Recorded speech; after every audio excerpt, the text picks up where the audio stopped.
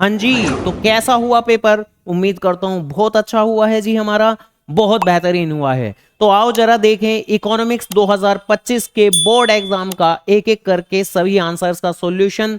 उम्मीद करता हूँ काफी मोटिवेशन ही मिलने वाली है, क्योंकि पेपर बहुत ज्यादा मुश्किल नहीं आया था। एक आधे क्वेश्चन को अगर हटा दूं तो ज्यादातर सभी के सभी क्वेश्चन जिसने जैसी पढ़ाई की उस हिसाब से बहुत बहुत बहुत अच्छे गए थे। और मैक्सिमम किसी भी क्वेश्चंस के अंदर सीबीएसई ने बहुत ज्यादा टेक्निकलिटी ना डालते हुए एक बार फिर मॉडरेट लेवल का ही पेपर बना के दिया है। कोई भी क्वेश्चन ऐसा नहीं है जो बहुत ज्यादा अनइंपॉर्टेंट टॉपिक से पूछ लिया गया हो, तो इवन ए सिंगल क्वेश्चन ऐसा आमतौर पर नहीं रहा, बल्कि एक तरीके से बिलो द मॉडरेट लेवल ही हम कहेंगे इसको। बिल्कुल भी मुश्किल लेवल का पेपर कदापि नहीं कह सकते हम। तो आओ जरा एक एक करके सभी क्वेश्चंस के आंसर जरा जज करते हैं, पता करते हैं जी क्या होने वाले हैं। आपका सेट 2 के सॉल्यूशन की बात कर लेते हैं अब, जहां सबसे पहला जो क्वेश्चन था वो मैचिंग का था आपका, जहां पर ऑब्वियसली आपको करेक्ट पेयर बताना था। तो जो प्राइवेट गुड्स होते हैं वो आपके राइवलरस इन नेचर होते हैं, राइवलरी रहती है, हर कोई अफोर्ड नहीं कर सकता, तो डी पार्ट आपका आंसर रहना था। ऐसे ही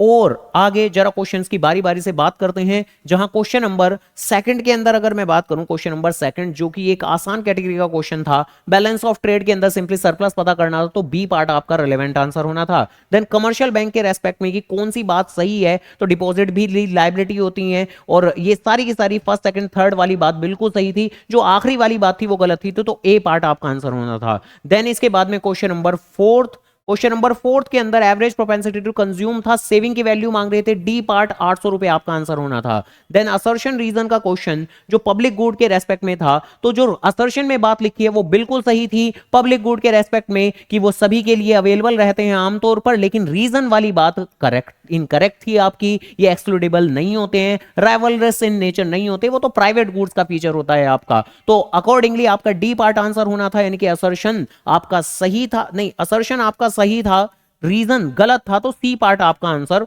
होना चाहिए था।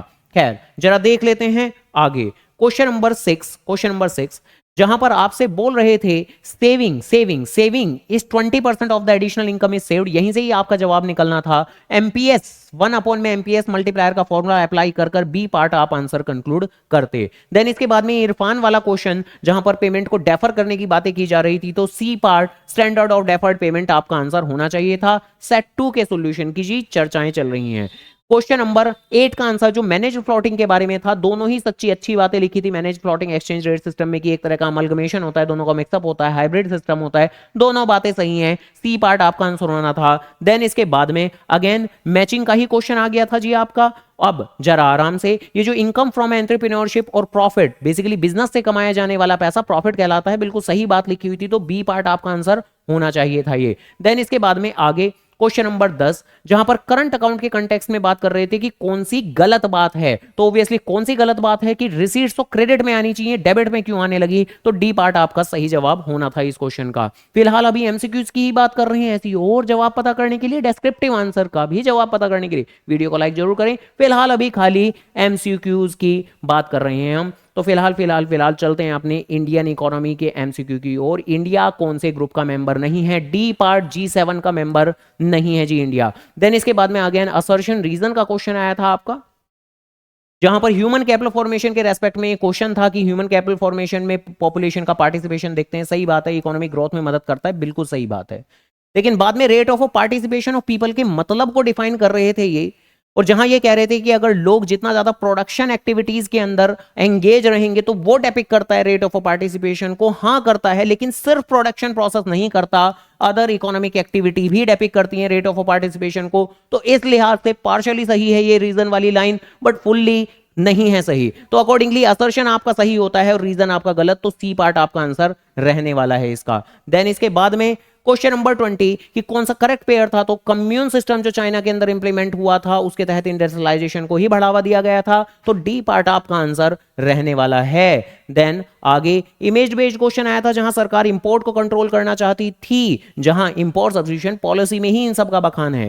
देन इसके बाद में आगे क्वेश्चन नंबर 22 जहां इकोनॉमिक रिफॉर्म से पहले ही ह्यूमन डेवलपमेंट सोसाइटल बातों पर चाइना ने खर्च करना शुरू कर दिया था, रीजन बिल्कुल सही और असर्शन बिल्कुल सही, रीजन में भी सही बातें लिखी हुई है कि चाइना हम लोगों से अहेड है, इंडिया से भी पाकिस्तान से भी, तो दोनों बातें सही थी, ए पार्ट आपका आंसर सही होना चाहिए। देन इसके बाद आगे क्वेश्चन नंबर 23 जो कि अनएम्प्लॉयमेंट से रिलेवेंट क्वेश्चन था। तो एक जॉब से दूसरी जॉब में ट्रांजिट करते हैं तो बेसिकली ऐसे में पाई जाने वाली अनएम्प्लॉयमेंट फ्रिक्शनल अनएम्प्लॉयमेंट है, ध्यान रखिएगा। देन आगे मैचिंग का क्वेश्चन फिर से आ गया आपका, जहां पर मॉडर्नाइजेशन, जहां हम टेक्नोलॉजी से लेकर सोशल आउटलुक में बदलाव की बातें करते हैं, तो फोर्थ पॉइंट यानी डी पॉइंट आपका करेक्ट आंसर होना चाहिए था। देन इसके बाद में हायर्ड वर्कर जी दोनों ही होते हैं, सैलरीड भी और कैजुअल भी, तो दोनों बातें सही हैं, लेकिन regular salaried employ rural areas में ज्यादा पाए जाते हैं, तो ये बात आपकी गलत सिद्ध होती है। तो स्टेटमेंट नंबर 1 तो आपकी करेक्ट है, उसमें कोई परेशानी नहीं है, लेकिन स्टेटमेंट नंबर 2 तो आपकी इनकरेक्ट है।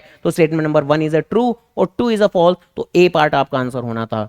देन इसके बाद में क्वेश्चन नंबर 26, जहां पर primarily focus great leap forward की बात कर रहे हैं, ऑब्वियसली वो इंडस्ट्रियल सेक्टर के ऊपर मेनली फोकस था, तो बी पार्ट आंसर। देन इसी के साथ में लास्ट एमसीक्यू जहां पर नजर ही आ रहा है एनवायरमेंट के बुरे हाल चल रहे हैं, तो एनवायरमेंटल क्राइसिस तो होना चाहिए था।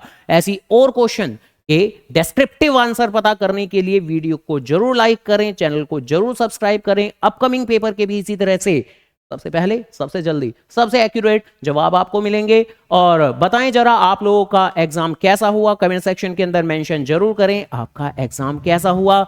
बेकार हुआ? नहीं हुआ होगा। बेकार क्यों हुआ होगा? पढ़ाई की है मेरे बाबू आप लोगों ने, तो बेकार तो नहीं हुआ होगा। कितना अच्छा हुआ? टोटल 20 एमसीक्यूज में से कितने आपके सही रहे? ओवरऑल कैसा महसूस हुआ कि बोर्ड के एग्जाम डिफिकल्ट आते हैं, मॉडरेट या इजी? तो कमेंट करते रहिए, लाइक करते